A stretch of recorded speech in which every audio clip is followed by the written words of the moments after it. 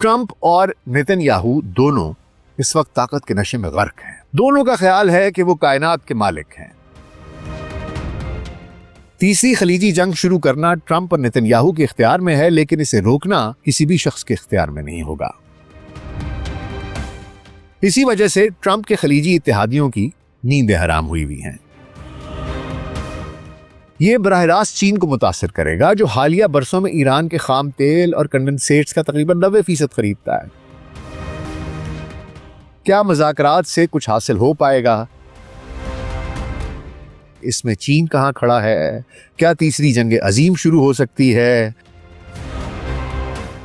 تیز رفتار قسم کا شدید حملہ جو اطاعت پر مجبور کرتے۔ ٹرمپ کا خیال ہے کہ وہ اسلامی جمہوریہ ایران کے ساتھ ویسا ہی سلوک کر سکتے ہیں جو انہوں نے وینزویلا کے ساتھ کیا تھا۔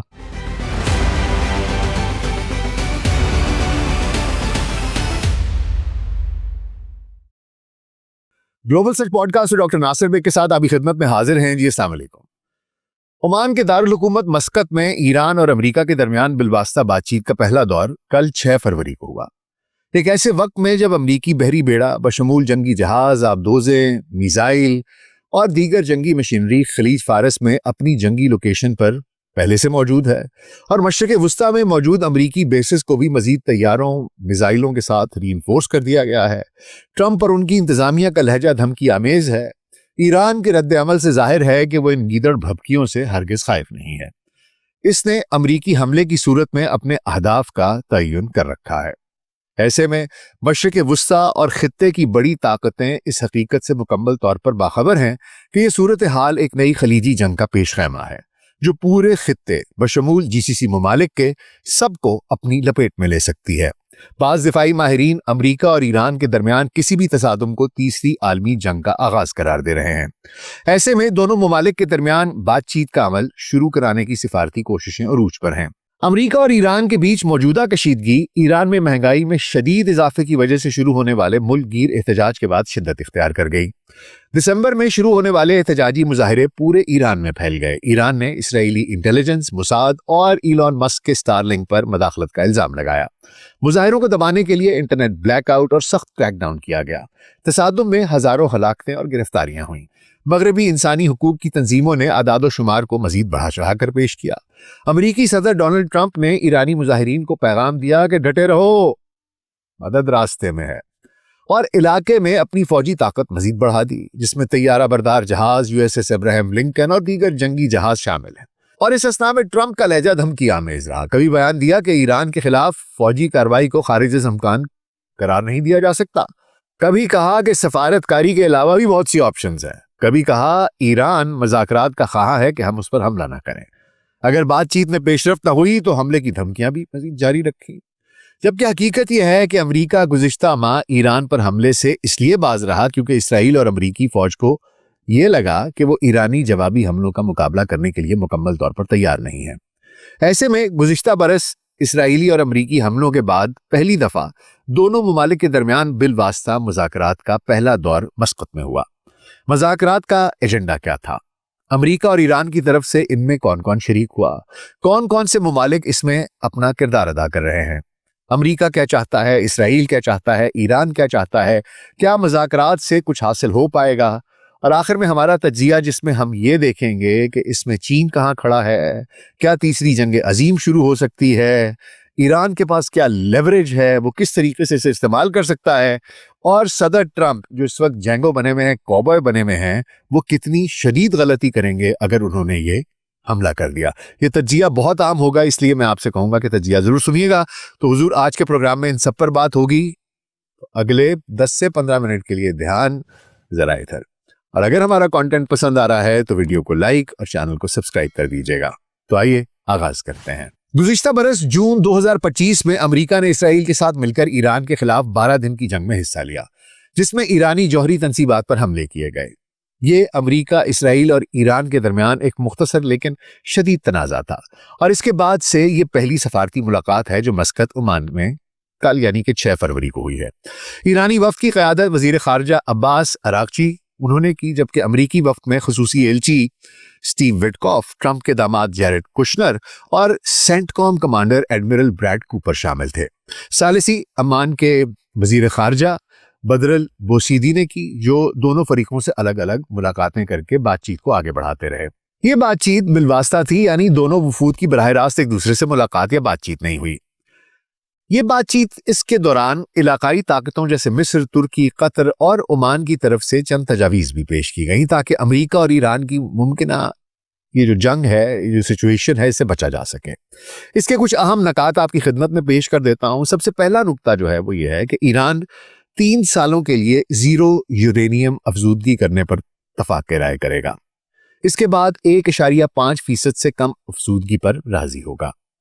افزودہ جو یورینیم ہے، افزود شدہ پہلے سے جو ہوئی ہوئی ہے یورینیم، اس کا ذخیرہ کسی تیسرے ملک کو منتقل کیا جائے گا۔ ایران اپنے علاقائی غیر ریاستی اتحادیوں کو ہتھیار اور ٹیکنالوجی منتقل نہ کرنے پر اتفاق کرے۔ ایران بیلسٹک میزائلوں کا استعمال نہ کرنے کی ضمانت دے۔ ایران اور امریکہ غیر جارحیت کے معاہدوں پر اتفاق کریں۔ اب یہ اس قسم کی انہوں نے کچھ نکات دیے ہیں جو کہ ظاہری بات ہے کہ ایران کے اتنے خلاف ہیں، وہ ان کو یقینی طور پر ماننے کو تیار نہیں ہے۔ ایران کا اصرار یہ ہے کہ بات چیت صرف جوہری مسئلے تک محدود رہے، نہ کہ بیلسٹک میزائلوں، علاقائی پراکسی گروپوں جیسے حماس، حزب اللہ اور حوثیوں کی حمایت یا انسانی حقوق کے بارے میں بات کی جائے۔ ایران چاہتا ہے کہ اس کے جوہری پروگرام کی پرامن نوعیت کی ضمانتیں دی جائیں، پابندیوں میں نرمی کی جائے اور اسے یورینیم افزودگی کا حق دیا جائے جو 2015 کے معاہدے میں حاصل تھا۔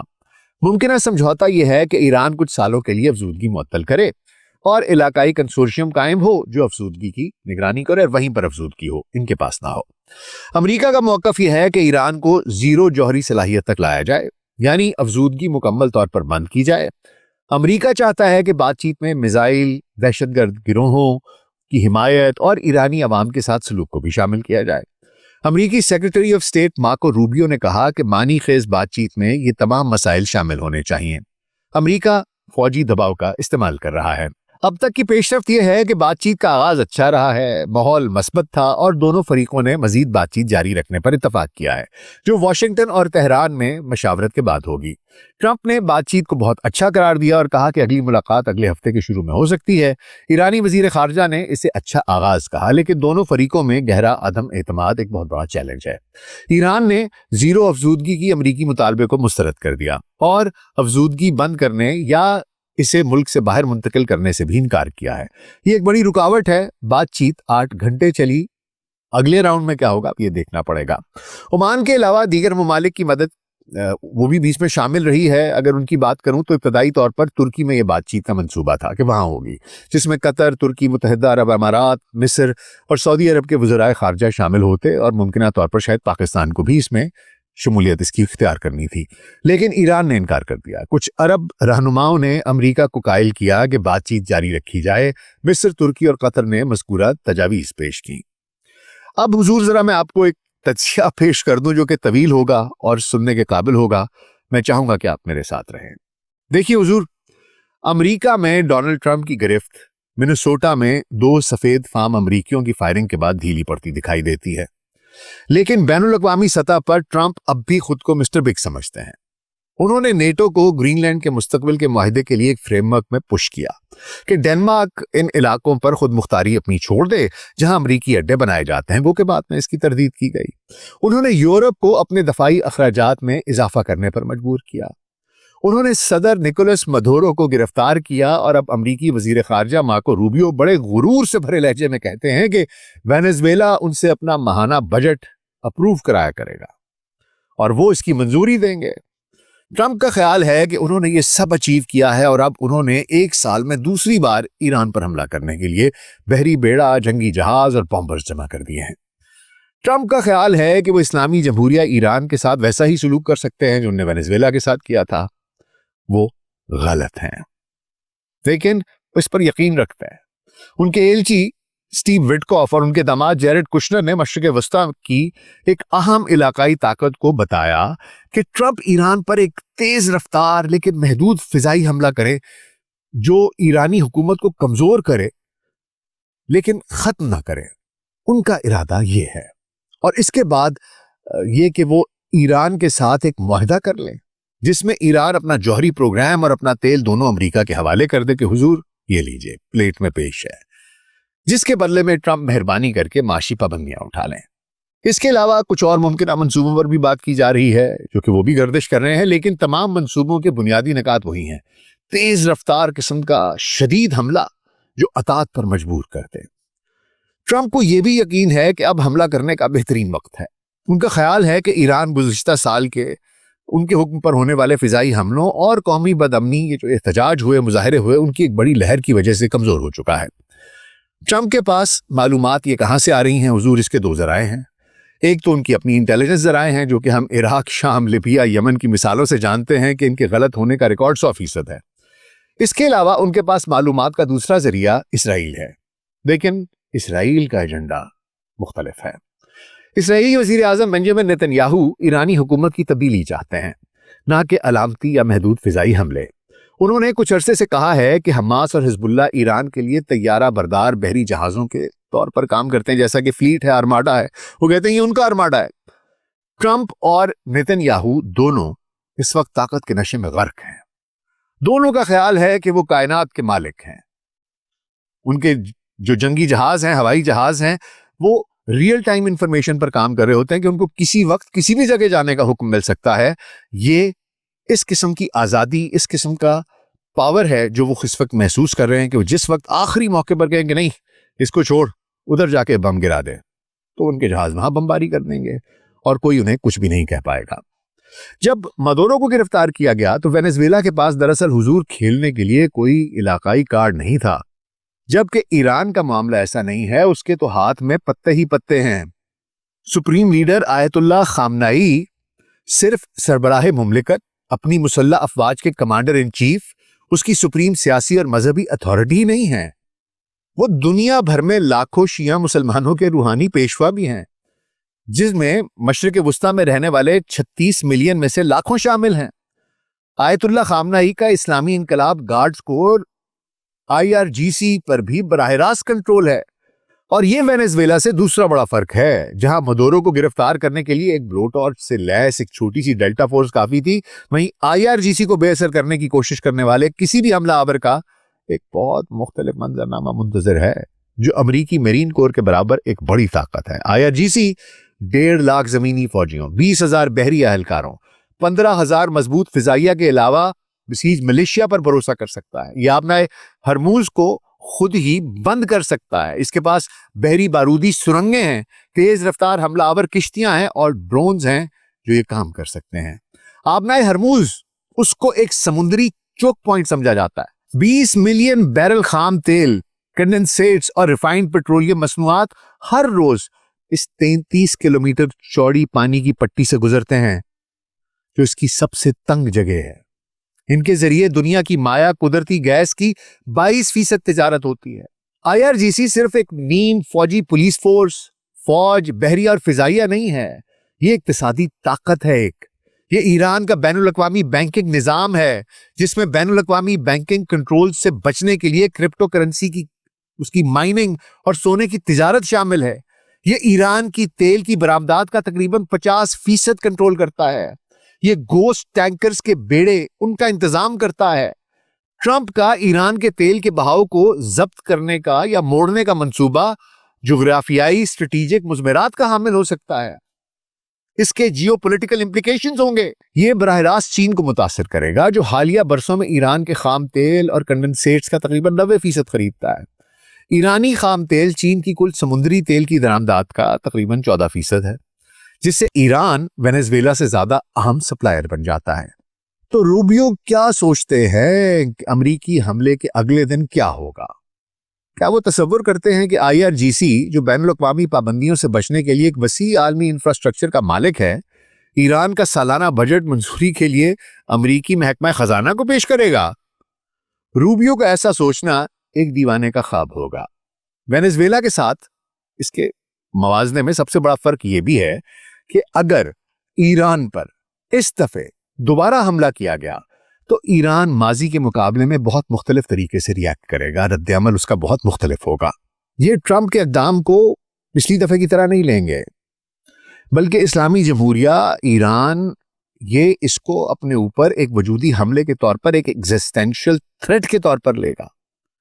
اس کا مطلب ہے کہ اس کا رد عمل جنگ کو اس کی درجہ بندی کرنے کا یا محدود کرنے کی کوششوں سے بے لگام ہوگا۔ مطلب کہ پیغامات بھیجنے کا مزید کوئی منصوبہ نہیں ہوگا۔ ٹرمپ کے صدر کے طور پر اپنی پہلی مدت میں ایران کے چیف فوجی اسٹریٹجسٹ جو تھے جنرل قاسم سلیمانی، ان کی شہادت کے کچھ دن کے بعد ایران نے عراق میں الاسد ایئر بیس کے ساتھ ساتھ ایربیل میں ایک اور ایئر بیس پر بھی 12 میزائل داغے تھے، جسے امریکی فوج استعمال کر رہی تھی۔ لیکن ہلاکتوں کو محدود کرنے کے لیے ایران نے پہلے عراقی حکومت کو خبردار کیا تھا۔ اس بار وہ ایسا نہیں کریں گے۔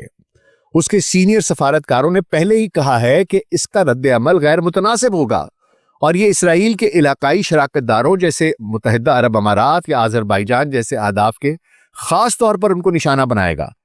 اس طرح کی جنگ کو جغرافیائی طور پر محدود کرنا ناممکن ہوگا۔ ایران کی رسائی قفقاز یعنی کوکس سے یمن تک، لبنان سے افغانستان تک پھیلی ہوئی ہے۔ مزاحمت کا محور شام کے نقصان سے متاثر ضرور ہوا ہے، لیکن اس کی بنیادی اجزاء لبنان، عراق اور یمن میں برقرار ہیں۔ تیسری خلیجی جنگ شروع کرنا ٹرمپ اور نتن یاہو کے اختیار میں ہے، لیکن اسے روکنا کسی بھی شخص کے اختیار میں نہیں ہوگا۔ اسی وجہ سے ٹرمپ کے خلیجی اتحادیوں کی نیندیں حرام ہوئی ہیں۔ ایران اور امریکہ کے درمیان جمعے کو ایران میں بات چیت ہوئی اور وہ گزشتہ 3 دنوں سے رک رک کر جاری رہی۔ انہیں استنبول میں منعقد ہونا تھا اور ترکی کے وزیر خارجہ حاکان فیدان کا ابتدائی منصوبہ وزرائے خارجہ کا ایک بین الاقوامی فورم بنانا تھا۔ خیال یہ تھا کہ مذاکرات کو ٹرمپ اور خامنائی کے درمیان ایک عام ریسلنگ میچ نہ بن جائے یہ کہیں۔ تاہم سپریم لیڈر نے اعتراض کیا اور صرف امریکہ کے ساتھ اور صرف جوہری افسودگی کے مسائل پر بات چیت کرنا اس پر آمادہ ہوئے۔ امریکی فریق جو ہے انہوں نے بھی اعتراضات کیے اور دستبردار ہونے کی دھمکی دی، لیکن حقیقت یہ ہے حضور کہ کم از کم 9 مختلف ممالک ہیں جو یہ کوشش کر رہے ہیں ایک بڑی علاقائی لابنگ کی۔ اوول آفس میں گھنٹیاں بج رہی ہیں اور ایران کی بھی بات چیت کی قبولیت پر اس نے بہت زیادہ شرائط ہیں، مشروط اس نے کہا ہے کہ میں حصہ لیتا ہوں۔ ایسے نہیں یہ معاملات شروع ہوئے، لیکن دونوں ایران اور امریکہ کی اپروچ جو ہے نا اس ڈائلاگ میں وہ بہت مختلف ہے۔ ایران عمان میں ہونے والی ملاقات کو ایک طویل اور پیچیدہ عمل کا آغاز سمجھتا ہے۔ ٹرمپ کو مذاکرات کے لیے ان کے اندر صبر نہیں ہے، ان کے لیے یا تو قبول ہے یا نہیں ہے، either accept it or leave it۔ Iran نے پہلے ہی اپنے بیلسٹک میزائل بیڑے کو مذاکراتی میز سے ہٹا دیا، انہوں نے کہا اس پہ بات نہیں ہوگی۔ اسے ہتھیار ڈالنے سے ملک ان کا بالکل ٹوٹلی ڈیفینس لیس ہو جائے گا۔ ٹرمپ اور اسرائیل کا مطالبہ ہے کہ سب سے پہلے ان کو اوپر رکھو اور ان پہ بات کرو۔ اور دوسرا حضور، ایران اپنے سر پر یہ لٹکتی ہوئی تلوار لے کر مذاکرات کا حصہ نہیں بنے گا۔ مذاکرات میں کسی بھی وقت یہ جو اپنے یورینیم افزودگی کے منصوبے کو اس میں پیش رفت سے پہلے یا پیشکش کرنے سے پہلے وہ ان کی نیک نیتی کا ثبوت مانگے گا، کیونکہ پہلے بھی وہ بات چیت کر رہے تھے۔ جب انہوں نے حملہ کیا پچھلے سال تو بات چیت تو جاری تھی لیکن حملہ کر دیا، تو وہ کہیں گے حضور کہ پہلے آپ کچھ دکھائیں تو صحیح کہ آپ کچھ کرنا چاہتے ہیں۔ میزائل تو دور کی بات ہے، پہلے یورینیم افزودگی کی بات کریں۔ ہم آپ کو کچھ دیتے ہیں لیکن آپ پہلے کچھ کریں نا، کچھ خیر سگالی کا کوئی ہمیں نیک نیتی کا ثبوت دیں۔ امریکی بحری بیڑے کو آپ ہٹائیں، پیچھے کریں، اس کے بعد پھر آپ سے بات ہو سکتی ہے۔ ٹرمپ نے ایران کے ساتھ ان کا ایک بہت برا ریکارڈ ہے۔ صدر کے طور پر اپنی پہلی مدت میں انہوں نے JCPOA جوہری معاہدے سے دستبرداری اختیار کی، جو ایران کے یورینیم افزودگی پروگرام کی نگرانی کا بہترین اور واحد راستہ تھا۔ انہوں نے گزشتہ برس ایک حیرت انگیز حملہ کیا جب ایران ان سے بات چیت میں ملوث تھا۔ اب ایران نیک نیتی کے اشارے کا طالب ہو سکتا ہے، مطالبہ کر سکتا ہے، اس میں حق بجانب بھی ہوگا، اس سے پہلے کہ بات چیت شروع کی جائے یا جاری کی جائے یا اس کو آگے بڑھایا جائے۔ ٹرمپ کو یقیناً وہ انکار کریں گے۔ ان کے لیے ایران کو دباؤ میں، اس کے دباؤ میں وہ جھکتے تو ہے نہیں، نہ وہ جھکیں گے۔ وہ یہ چاہیں گے کہ یہ جھکیں آگے سے، جس طرح کہ انہوں نے نیٹو کو دبایا ہے، گرین لینڈ کو دبایا ہے، وہ چاہیں گے مڈورو کو تو انہوں نے ویسے ہی اٹھا لیا، تو وہ چاہیں گے ایران بھی میرے آگے جھک جائے۔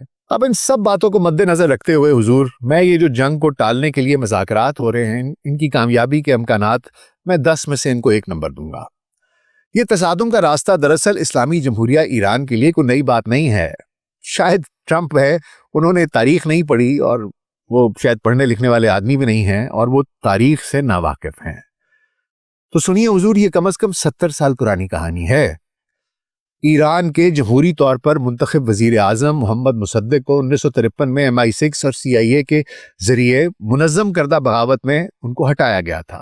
1 سال بعد ایرانی تیل پر کنٹرول 7 سسٹرز کو دے دیا گیا تھا۔ یہ دنیا کی معروف ترین تیل کی کمپنیوں کا ایک کنسورشیم تھا، اس کا نام تھا۔ وہ کمپنیاں جو بعد میں BP، Mobil, Chevron, Exxon, Texaco, Total, Shell, یہ سب بن گئیں۔ یہ ٹرمپ کے بورڈ آف پیس سے کتنا ملتا جلتا ہے۔